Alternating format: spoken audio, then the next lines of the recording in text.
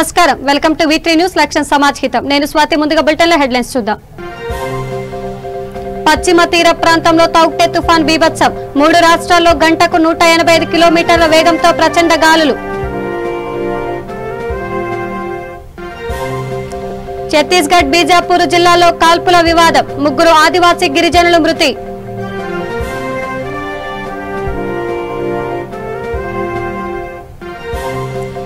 Puttur summer storage ట్యాంకుకు పగుళ్లు contractor పై చర్యలు తీసుకోవాలని కలెక్టర్ ను కోరిన ఎమ్మెల్యే రోజా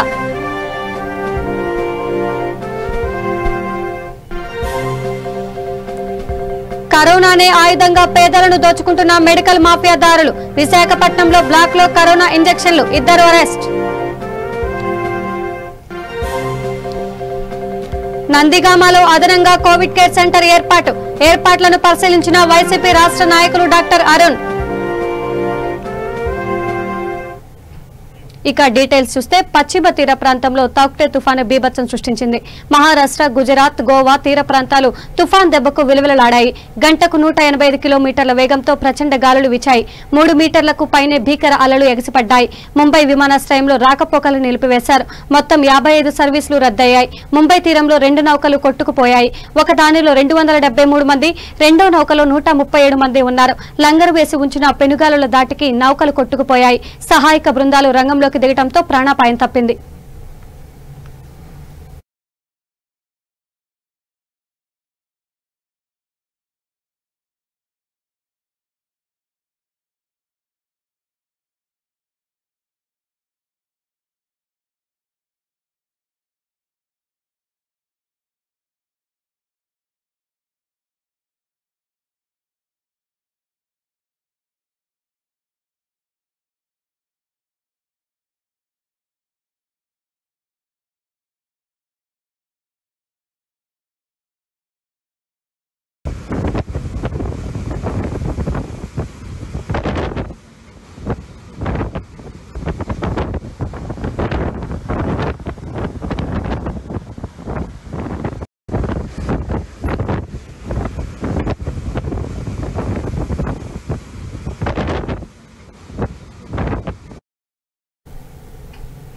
ఛత్తీస్గఢ్ రాష్ట్రంలోని బీజాపూర్ జిల్లాలోని బస్తర్ అటవీ ప్రాంతంలో కరోనా మహమ్మారి 2వ దశ విలయానికి తోడు పోలీసులు నక్సలైట్ల మధ్య ఘర్షణ సామాన్య ప్రజానీకం ప్రాణాలను బలి తీసుకుంటోంది.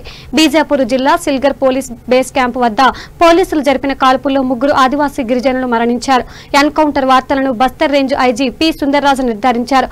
గత నెలలో ఛత్తీస్గఢ్ లోని బీజాపూర్ జిల్లాలో మావోయిస్టులు జరిపిన మెరుపు దాడిలో 22 మంది జవాన్లు ప్రాణాలు కోల్పోయిన విషయం తెలిసిందే.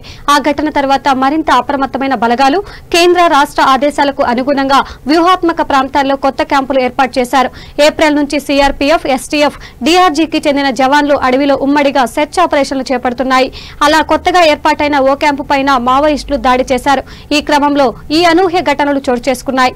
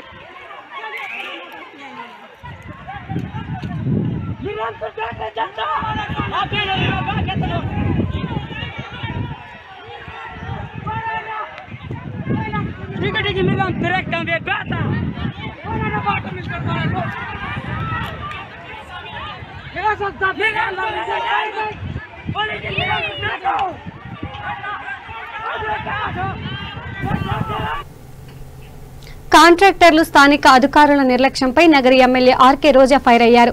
చిత్తూరు జిల్లా పుత్తూరు మున్సిపాలిటీ పరిధిలోని సమ్మర్ స్టోరేజ్ ట్యాంకుకు పగుళ్లు ఏర్పడ్డాయి. ఇందుకు సంబంధించి దృశ్యాలు సోషల్ మీడియాలో వైరల్ గా మారాయి. దీంతో స్పందించిన ఎమ్మెల్యే రోజా జిల్లా కలెక్టర్ కు ఫోన్ చేసి తక్షణమే చర్యలు తీసుకోవాలని కోరారు. పుత్తూరులో చెరువు కట్ట పగుళ్లపై ఎమ్మెల్యే రోజా ఆరా తీశారు. సమ్మర్ స్టోరేజ్ ట్యాంకు నిర్మాణంలో అక్రమాలు జరిగాయని ఆమె జిల్లా కలెక్టర్ దృష్టికి తీసుకువెళ్లారు. ట్యాంకు నిర్మాణంలో ఉల్లంఘనలకు పాల్పడ్డ కాంట్రాక్టర్ సంబంధిత అధికారులను గుర్తించి వెంటనే చర్యలు తీసుకోవాలని ఆమె అధికారులను కోరారు. ఈ ప్రాజెక్టులో 55 కోట్ల రూపాయల ప్రజాధనాన్ని దుర్వినియోగమైనట్లు ఆమె ఆరోపించారు. ఈ ప్రాజెక్టును తప్పు స్థలంలో నిర్మించినందున దాన్ని పరిశీలించాలని ఆమె కలెక్టర్ను కోరారు. కాంట్రాక్టర్ నుంచి డబ్బును రికవరీ చేసి స్టోరేజ్ ట్యాంక్ వద్ద పనులను బలోపేతం చేయాలన్నారు. పుత్తూరు మున్సిపాలిటీలోని జనవాసాల మధ్య నిర్మించారని, జరగరాని ప్రమాదం జరిగితే భారీ మూల్యం చెల్లించుకోక తప్పదని ఆమె హెచ్చరించారు. చాలా టెన్షన్ పరిస్థితి. అది యాక్చువల్గా అది కట్టడమే కరెక్ట్ కాదు, మున్సిపాలిటీ మధ్యలో కట్టకూడదు. ఆయన అప్పుడు ముద్దుకృష్ణ నాయుడు ఎందుకు ఎత్తుకొచ్చి ఊరు మధ్యలో కట్టాడు నాకు అర్థం కావట్లా. కనీసం చంగారెడ్డి గారు నీట్గా కట్టారు నగిరిలో, ఆ పైన కట్టాలి, ఎవరు ఎత్తుకొచ్చి అట్లా కట్టరు. ఎందుకంటే వర్షం నీళ్ళు దాంట్లో స్టోరేజ్ అవ్వదు, మొత్తం బయటే ఉంటుంది, మళ్ళీ పంప్ వేసుకొని కొట్టుకోవాలి. వాకింగ్ ట్రాక్ లాగా వాడుతూ ఉన్నారు. 55 కోట్లు ఖర్చు పెట్టి కనీసం స్ట్రెంగ్ అని చేయకపోతే ఎట్లా సార్? వాళ్ళు ఎవరు వర్క్ చేసిన దాన్ని? అది ఓకే సార్, ఇప్పుడు మీరు దాన్ని స్టడీ చేస్తుంటారు కదా, ఇన్ని రోజులు అంటే వాళ్ళు డబ్బుల కోసం కట్టుకున్నారని అందరికీ తెలుసు. ఊరి మధ్యలో కట్టారు, చెరువులో కట్టారు, వర్షం వస్తే నీళ్ళు కూడా స్టోరేజ్ అవ్వట్లా, బయట ఉంటే ఎత్తి లోపల పోయాలి. 2006 వరకు 6 నుంచి దాని మీద డబ్బులు తిన్నారు. మొన్న 5 ఏళ్ళు టీడీపీ గవర్నమెంట్ ఉన్నప్పుడు మళ్ళీ తిన్నారు. ఏం చేసినట్టు వాళ్ళు స్ట్రెంగ్త్ను? అప్పుడు ఎవరున్నారు? ఈ కాంట్రాక్టర్ ఎవరు? ఎందుకు క్వాలిటీ వర్క్ చూడలేదు? వాళ్ళ మీద కొంచెం కేసు ఫైల్ చేయండి. అమౌంట్ ఎట్లయినా కూడా ఆ అమౌంట్ని బయటికి తీసుకొచ్చి మళ్ళీ దాన్ని స్ట్రెంగ్తన్ చేసేంత వరకు వదలొద్దండి కాంట్రాక్టర్ని. ఈ విషయంలో ఏం ములాజా లేదు సార్. ఎట్లయినా ఆ కాంట్రాక్టర్ బాగా కోట్లలో మిగిల్చుకున్నాడు, వాడిని తన్నైనా కూడా డబ్బులు వసూలు చేసి అది స్ట్రెంగ్తన్ చేయండి. ప్రజల ప్రాణాలు కదా ఏమన్నా అయితే. ఇప్పుడు ఇమీడియట్గా ఏం చేస్తున్నారు? ఇమీడియట్గా కనీసం ఆ ఇసుక బ్యాగులు వేయాలి కదా సార్. హలో కలెక్టర్ సార్, నేను రోజాని మాట్లాడుతున్నాను సార్. అదే మెసేజ్ పెట్టాను, మన సమ్మర్ స్టోరేజ్ కృంగిపోయింది సార్.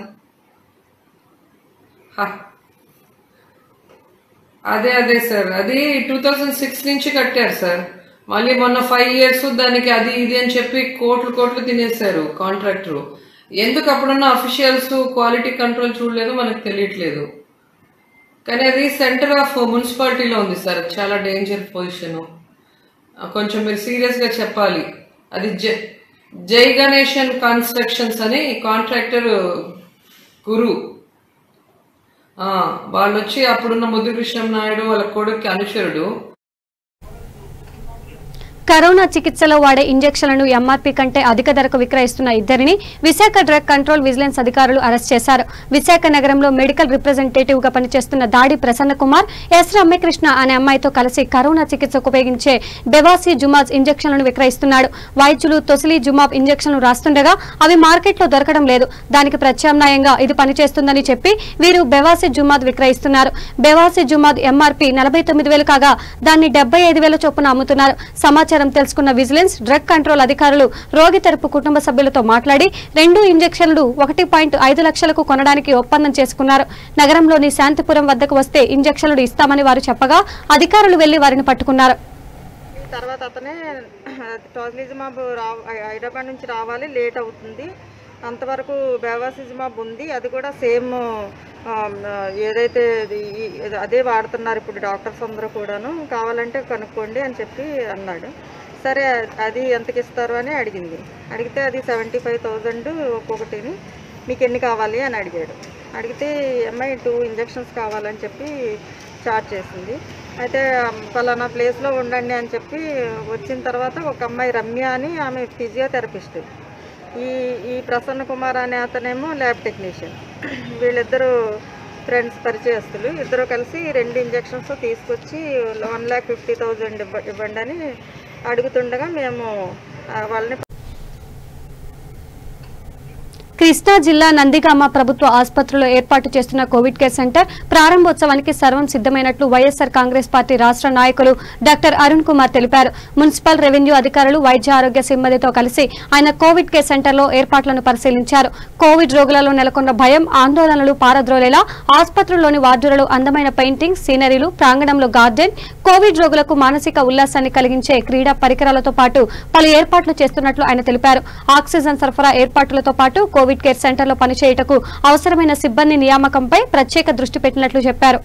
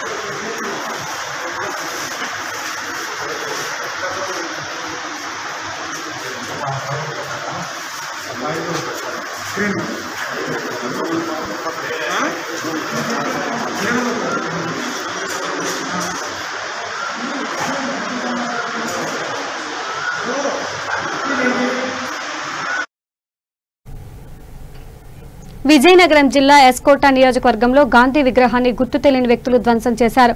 గాంధీ విగ్రహ పాదాలను ధ్వంసం చేశారు. విషయం గమనించిన స్థానికులు దుండగులను అరెస్ట్ చేసి కఠినంగా శిక్షించాలని డిమాండ్ చేశారు. విషయం తెలుసుకున్న పోలీసులు అక్కడికి చేరుకుని కేసు నమోదు చేసి దర్యాప్తు చేపట్టారు.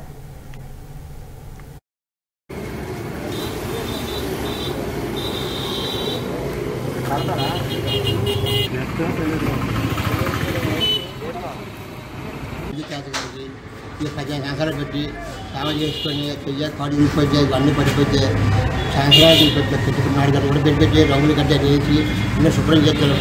ఒళ్ళో కూడా తెలియక రాత్రి నైట్ పొగల తెలియదు. నైట్ 10 గంటలు దాటిన తర్వాత బాబు కాబట్టి దాని చదవకండి సరే బాబు తమకి రియాక్షన్ తీసుకుంటారని చేస్తాను బాబు. మీ పేరేం పేరు? నా పేరు గంగారు ఫెర్నేశ్వరరావు. గంగారు ఫెర్నేశ్వరరావు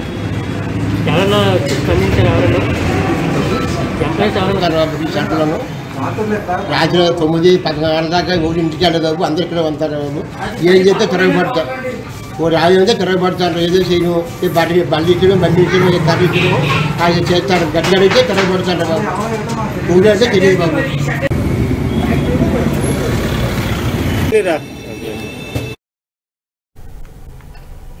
గాజువాక షీలానగర్ లో ప్రతి మంగళవారం జరిగే మార్కెట్ ను తరలించాలని షీలానగర్ వెల్ఫేర్ అసోసియేషన్ సభ్యులు కోరారు. కరోనా కష్టకాలంలో సంత నిర్వహించడం వలన కోవిడ్ కేసులు ఎక్కువయ్యే ప్రమాదం ఉందని వారు తెలిపారు. సామాజిక దూరం పాటించాలని ప్రభుత్వం చెబుతున్న తరుణంలో సంతను నిర్వహించడం వల్ల చాలా పరిణామాలు ఎదురవుతాయని కాలనీ వాసులు వాపోయారు. షీలానగర్ ఎన్నో ప్రభుత్వ స్థలాలు ఉన్నాయని వాటిలో మార్కెట్ ఏర్పాటు చేయాలని ఎమ్మెల్యేను కోరినా పట్టించుకోవడం లేదని ఆరోపించారు. కబ్జాలకు గురవుతున్న ప్రభుత్వ స్థలంలో మార్కెట్ నిర్వహించాలని కోరుతూ కాలనీ వాసులు ఆందోళన వ్యక్తం చేశారు. ఇకనైనా అధికారులు పట్టించుకొని మార్కెట్ ను తరలించాలని కోరారు.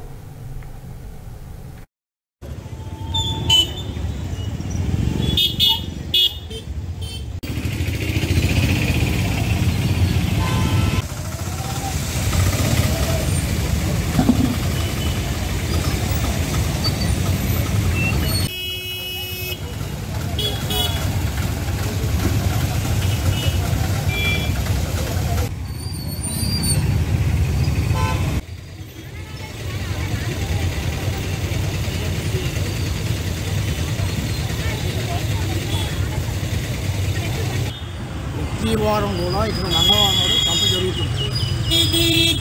ఈ సంత అనేది రోడ్లో ట్రాఫిక్ అంతరాయం కలిగే విధంగా నిర్వహిస్తూ ఉన్నారు. మేము గతంలో కూడా చెప్పాం, అయ్యా ఈ సంతని తిరిగి షిఫ్ట్ చేయండి, ఆ రోడ్డు అవతల కూడా సైట్ ఉంది అక్కడికి మార్చండి. ఏదో మొన్న రిజిస్టర్ ఎదురుకుండా ఒక సైట్ కొంతమంది ఆక్రమిస్తే గవర్నమెంట్ వారు కూడా మేము కంప్లైంట్ ఇచ్చి దాన్ని ఆపడం జరిగింది. ఇప్పటికే 2 సార్లు ఆక్రమణకు ప్రయత్నం జరిగింది. 2 సార్లు కూడా మేము ప్రభుత్వ అధికారులతో మాట్లాడి దాన్ని ఖాళీ చేయించడం జరిగింది. మరి ఆ స్థలంలో రైతు బజారు పెట్టడానికి ఉన్నటువంటి స్థానిక ప్రతినిధులకి ఎమ్మెల్యే గారు కావచ్చు, కార్పొరేటర్ కావచ్చు, ఎవరికైనా కావచ్చు, ఏంటి అభ్యంతరం? ఇది ఎందుకు చేస్తున్నామంటే ప్రజాశ్రేయస్ కోసం కోరేటువంటి మీరు ఆ సైట్ గవర్నమెంట్ దానికి తేలిన తర్వాత దాన్ని ఎందుకు మీరు కాపాడుతున్నారో, ఎవరి కోసం కాపాడుతారో, ఎవరి ప్రయత్నం కోసం కాపాడుతారో మీరు ప్రశ్నిస్తూ ఉన్నాం. కాబట్టి ఎప్పటికైనా ఎమ్మెల్యే గారు కానీ, కార్పొరేటర్ కానీ, కలెక్టర్ గారు కానీ, మున్సిపల్ కమిషనర్ కానీ అందరూ కూడా తక్షణం ఈ బజార్ని ఇంటికి తొలగించి దీని ఒక రైతు బజార్గా మార్చాలని కూడా మేము ఆల్రెడీ జిల్లా కలెక్టర్ గారికి లెటర్ ఇచ్చాము, మున్సిపల్ కమిషనర్ గారికి లెటర్ ఇచ్చాము, జాయింట్ కలెక్టర్ గారికి కూడా లెటర్ ఇచ్చాము, స్థానిక ఎమ్మెల్యే గారికి కూడా లెటర్ ఇచ్చాము. మరి ఇంతమందికి ఎంఆర్ఓ గారు కూడా లెటర్ ఇచ్చాం. ఇచ్చినప్పటికి కూడా ఆ స్థలం మీద ఎందుకంత మోజు, ప్రజా ప్రయోజనం కంటే మీరు ఏం ఆశిస్తున్నారు అనేది నేను వారిని ప్రశ్నిస్తున్నాను. మొదటి మార్కెట్ యార్డు మంగళవారం మార్కెట్ కాలనీలకు అడ్మిట్ అయ్యి కాలనీలో కొంతమేర వ్యాపించి ఇక్కడున్న కాలనీ వాసుల్ని అలాగే ట్రాఫిక్ని చాలా ఇబ్బంది పడుతుంది. అందుకోసం ఆ కాలనీలో మేమంతా ఈరోజు ఇప్పుడు నానాటికి పెరుగుతున్న కరోనా ఉధృతిని దృష్టిలో పెట్టుకొని ఏదో ఒకటి చేయాలి. ముందుగా జీవీఎంసీ వాళ్ళకి వర్బల్గా ఇంటిమేషన్ కూడా ఇవ్వడం జరిగింది. ఇప్పుడు కాలనీ వాసులు ఒక 10-15 మంది ఈరోజు ఉదయం 5 గంటల నుంచి ఇక్కడ కూర్చొని ఇక్కడికి లోపల కాలనీలోకి ఎంటర్ అయ్యే వెండర్స్ని ఆపడం జరిగింది. వాళ్ళని దారి మళ్ళించి ఇంకోవైపు పంపించాం. ఇదే విధంగా జీవీఎంసీ వారు కూడా చర్యలు తీసుకొని కాలనీ లోపలికి ఎంటర్ అయ్యే వెండర్స్ని ఆఫ్ చేస్తే ఇప్పుడు ఈ కఠిన పరిస్థితుల్లో ఆల్రెడీ ఇప్పటికే చాలా ఇబ్బంది పడుతున్నాం మనందరం. పెరుగుతున్న కేసులు, ఎక్కడ హాస్పిటల్లో బెడ్లు కూడా దొరకడం లేదు. ఇలాంటి పరిస్థితుల్లో మన దగ్గర ఇలాంటి వారాంతర సంతల్ని జీవీఎంసీ వాళ్ళు ఆఫ్ చేస్తే ప్రజలందరికీ మేలు చేసినట్టు. నెల్లూరులో TDP city incharge Kotamreddy Srinivasulu Reddy మీడియాతో మాట్లాడారు. జిల్లా ప్రభుత్వ ఆసుపత్రిలో 50 పడకలు పెంచడం శుభపరిణామమని, అందుకు ఆయన కలెక్టర్కు ధన్యవాదాలని అన్నారు. కరోనా కట్టడిలో ప్రభుత్వం ఫెయిల్ అయిందని, కలెక్టర్ అయినా దీనిపై ప్రత్యేక దృష్టి పెట్టాలని కోరారు.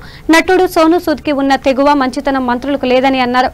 ఆస్తులు అమ్మి రాజకీయాలు చేస్తున్నామని గొప్పలు చెప్పుకునే ఓ నేత ఆక్సిజన్ యూనిట్ ఏర్పాటు చేసేందుకు డబ్బులు పెట్టలేరా అని ప్రశ్నించారు. ఇరిగేషన్, పబ్లిక్ హెల్త్ కార్పొరేషన్లో జరిగిన అవినీతిపై ప్రమాణానికి సిద్ధమేనని, మంత్రిపై చేసిన ప్రతి ఆరోపణపై చర్చకు తాను సిద్ధంగా ఉన్నట్లు చెప్పారు. గవర్నమెంట్ హాస్పిటల్లో ఆక్సిజన్ 50 పడకలు పెంచడం చాలా మంచి పరిణామం. దీన్ని జిల్లా కలెక్టర్ గారిని తెలుగుదేశం పార్టీ తరఫున పూర్తిగా మనస్ఫూర్తిగా అభినందిస్తున్నాం. అదే రకంగా కలెక్టర్ గారు తాడులో చాలా ఉధృతంగా రాబోతుంది, అది చిన్న పిల్లలకి చాలా ప్రమాదం అని నిపుణులు హెచ్చరిస్తున్నారు. ముందు జాగ్రత్త చర్యగా 50 బెడ్లు కాదు కదా ఆక్సిజన్, మరో 300 బెడ్లు తయారు చేయండి. అదే రకంగా మరో 200 వెంటిలేటర్లు. ఈరోజు కరోనాకి వెంటిలేటర్ల కొరత ప్రతి హాస్పిటల్లో ఉంది. ఎక్కడ పట్టినా వెంటిలేటర్ల కొరత. ఐసీలో బెడ్ దొరకాలంటే అది మహాప్రళయం. అది లేక వందలాది మంది మన నెల్లూరులో చనిపోయిన సంగతి మనం చూస్తున్నాం. రోజుకి 50 మంది. ఈ మధ్యన వెంటిలేటర్లు లేక గవర్నమెంట్ హాస్పిటల్లోనే 4 రోజుల ముందు చాలా ఎవరైనా చూడడం లెక్క 84 మంది చనిపోయారు ఒకే రోజు. గవర్నమెంట్ అడిగితే 7 మంది చెప్తుంది. 84 రోజుల ముందు 84 మంది చనిపోయింది వాస్తవమా కాదా? అందుకే కలెక్టర్ గారు మరో 300 బెడ్లు ఆక్సిజన్ బెడ్లు పెంచండి, 200 వెంటిలేటర్లు పెంచమని కూడా మిమ్మల్ని రిక్వెస్ట్ చేస్తా ఉన్నాం. ఎందుకంటే 3వ వేవ్ రాకముందే జాగ్రత్త పడండి. 2వ వేవ్ ముందు ఈ ప్రభుత్వం ఎవరు జాగ్రత్త పడలేదు. ముఖ్యమంత్రి అట్నే కూర్చోన్నాడు ఆయన ఇంట్లో, ఆయన తాడేపల్లిలో ఆ నుంచి కదలటంలా. ప్రధానమంత్రి అట్నే ఉన్నాడు, ప్రజలేమో చనిపోతున్నారు. అందుకని తాడు వేవ్ కన్నా కూడా ముందుగా జాగ్రత్త పడమని చెప్పి మిమ్మల్ని అడుగుతున్నాం.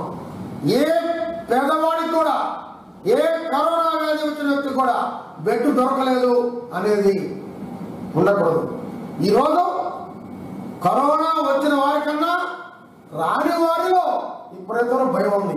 వస్తుందేమో, ఎలా చేయాలి, ఎలా బతకాలి, మన కుటుంబం ఎలా ఉండాలి అని ప్రతి ఒక్కరిలో ఒక అభద్రతా భావం వచ్చేసింది. అందుకే ఎట్టా ఈ రాజకీయ నాయకులు ఫైల్ అయిపోయారు. కలెక్టర్ గారు మీరైనా మీ శ్రద్ధ తీసుకొని ముందు జాగ్రత్త చర్యలు తీసుకోమని చెప్పి చూస్తున్నాం. గవర్నమెంట్ హాస్పిటల్లో చూస్తే డాక్టర్లు ఎంత కష్టపడే లాభం, నర్సులు ఎంత కష్టపడే లాభం, స్టాఫ్ లేరు, లిఫ్ట్ పనిచేయట్లేదు, మళ్ళీ ఆ సిటీ స్కాన్ ఉన్నా ఒకటే లేకపోయినా ఒకటే అది పనిచేయదు. ఎలా పనిచేయాలి స్టాఫ్ అని అడుగుతున్నాను. ఎలా ఈ డాక్టర్లు ప్రాణాలు తగ్గించి ఎలా పనిచేయాలని అడుగుతున్నాను. ఎందుకే ప్రభుత్వం 2 మంత్రులు ఉన్నారు, ఏం చేస్తున్నారు మీరు? ఏం చేస్తున్నారు? ఒక సిటీ స్కాన్. కర్ణాటక రాష్ట్రం నుంచి చిత్తూరుకు అక్రమంగా మద్యం తరలిస్తుండగా 6గురిని చిత్తూరు పోలీసులు అరెస్ట్ చేశారు. వారి నుండి కార్లతో పాటు 2 మోటార్ సైకిళ్లు, 50 లక్షల రూపాయల విలువ చేసే కర్ణాటక మద్యం స్వాధీనం చేసుకున్నారు. తవనంపల్లి మండలం గాజులపల్లిలో వాహనాలు తనిఖీ చేస్తుండగా అక్రమ మద్యం సరఫరా ముఠా గుట్టు రట్టయింది. ఈ కేసులో తవనంపల్లి మండలంకు చెందిన 3, బంగారుపాళ్యం మండలంకు చెందిన 2, తమిళనాడు రాష్ట్రం కాట్పాడికి చెందిన 1 అరెస్ట్ చేసినట్లు చిత్తూరు జిల్లా ఎస్పీ సెంథిల్ కుమార్ తెలిపారు.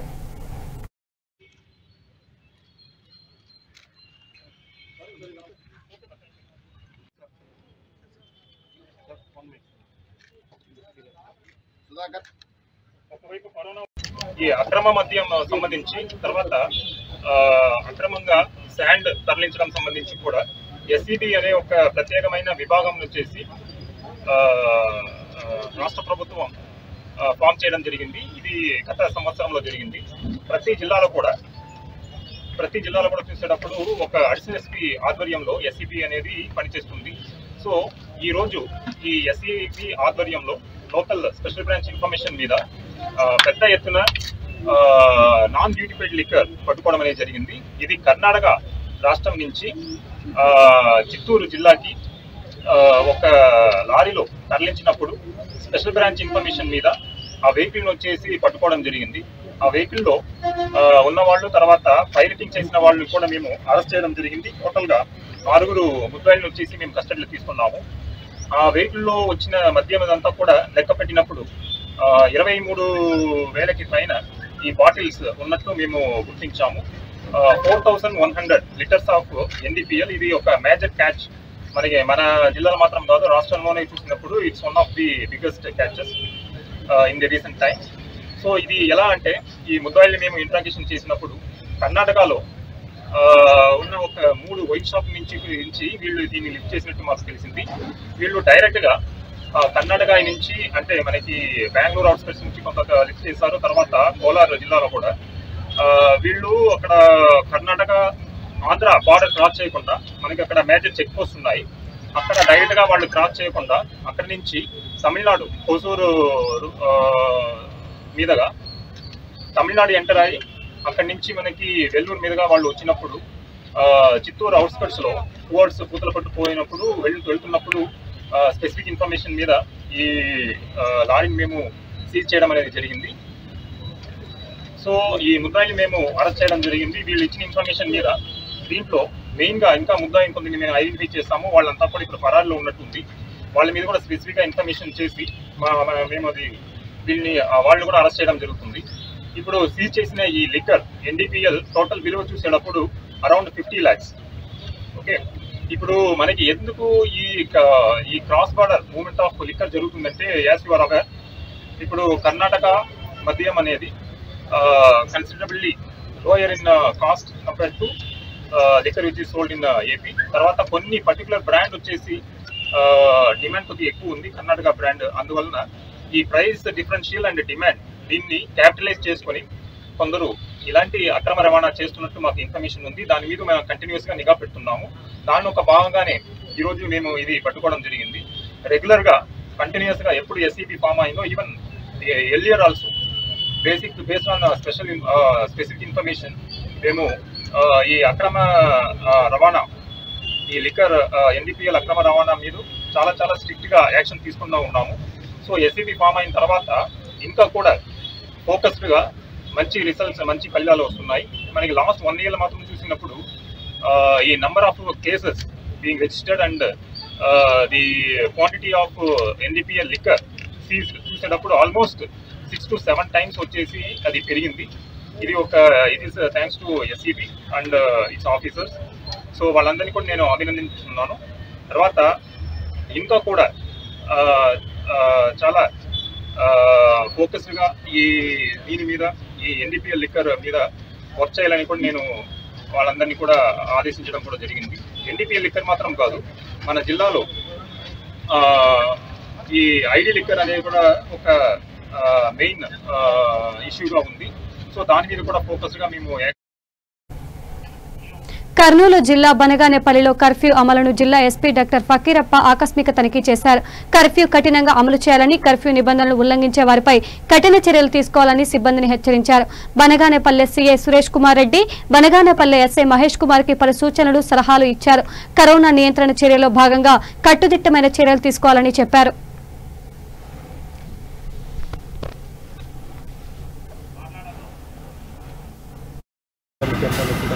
పెద్దపల్లిగా కర్నూలు జిల్లా పోలీసులు పనిచేస్తున్నారు. దీనిలో భాగంగా ఈరోజు పేపర్ చెన్న బనగానపల్లి తర్వాత ఔపు మండల కేంద్రంలో కర్ఫ్యూ అమలు గురించి పరిశీలించడం జరుగుతుంది. ఇప్పుడు కర్నూలు జిల్లాలో ప్రస్తుతానికి 7,500 యాక్టివ్ కేసులు ఉన్నాయి. రోజువారికి 1000 చొప్పున కేసులు నమోదవుతున్నాయి. అంటే ఇంకా 20 to 25 మధ్యలో పాజిటివిటీ రేట్ ఉంది. సో ఈ పాజిటివిటీ రేట్ తగ్గించాలంటే, రోజువారీగా నమోదవుతున్న యాక్టివ్ కేసుల సంఖ్య తగ్గించాలంటే ఖచ్చితంగా లాక్డౌన్ అనేది పకడ్బందీగా అమలు చేస్తేనే ఈ పాజిటివ్ కేసుల సంఖ్య తగ్గుతుంది. కాబట్టి పోలీస్ సిబ్బంది అందరికీ మళ్ళీ లాక్డౌన్ ఏం పొడిగించారో ప్రతి ఒక్కరికి ఏమి పొడిగిందో దాని గురించి కూడా అందరికీ చెప్తూ లాక్డౌన్ ఇంకా విశిష్టంగా కఠినంగా అమలు చేయాలని ఆదేశాలు జారీ చేయడం జరిగింది. ముఖ్యంగా అత్యవసర సమయంలో మాత్రమే ప్రజలు ఇంటి నుంచి బయటరాలని, ఎమర్జెన్సీ కోసం మెడికల్ షాప్స్ ఉంటే హాస్పిటల్ కంటే ఓన్లీ మెడికల్ ఎమర్జెన్సీ తప్ప ఎసెన్షియల్ సర్వీస్ ఏమైనా ఉంటే మీకు మార్నింగ్ 12 గంటల వరకు ఏం సమయం వచ్చామో ఆ సమయంలో తీసుకుని 12 గంటల తర్వాత లిటరల్లీ కర్ఫ్యూ టైప్ అంటే కర్ఫ్యూ టైపే ఉండాలని పోలీసు అందరికీ ఆదేశాలు జారీ చేయడం జరిగింది. కాబట్టి అనవసరమైన పబ్లిక్ మూవ్మెంట్ కనిపిస్తే చట్టపరమైన చర్యలు తీసుకోవడము, బండి సీజ్ కూడా చేయడం జరుగుతుంది. ఇది కాకుండా ఈ షాప్స్, దుకాణాలు ఈ మేర ఓపెన్ ఉంటే వాళ్ళ మీద కేసు నమోదు చేయమని కూడా చెప్పడం. సార్, కరోనా కేసు తీవ్రతలో ఏమైనా లాక్డౌన్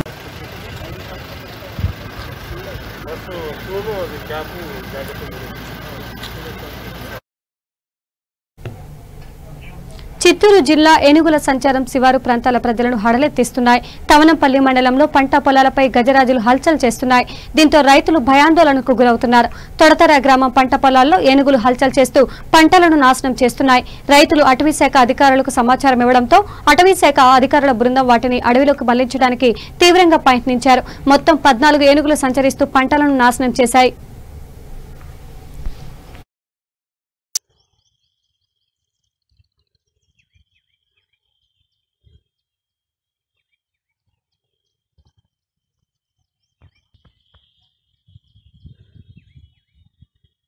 ఏమా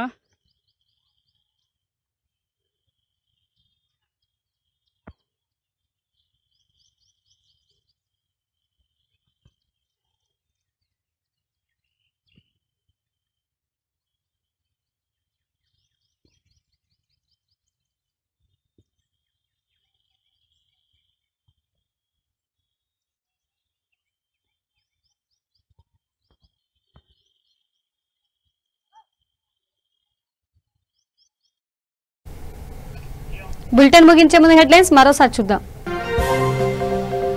పశ్చిమ తీర ప్రాంతంలో తౌక్టే తుఫాను బీభత్సం. 3 రాష్ట్రాల్లో గంటకు 185 కిలోమీటర్ల వేగంతో ప్రచండ గాలులు.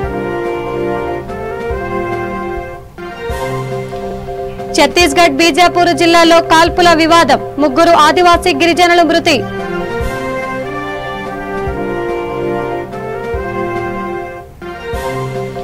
పుత్తూరు సమ్మర్ స్టోరేజ్ ట్యాంకుకు పగుళ్లు. కాంట్రాక్టర్పై చర్యలు తీసుకోవాలని కలెక్టర్ను కోరిన ఎమ్మెల్యే రోజా.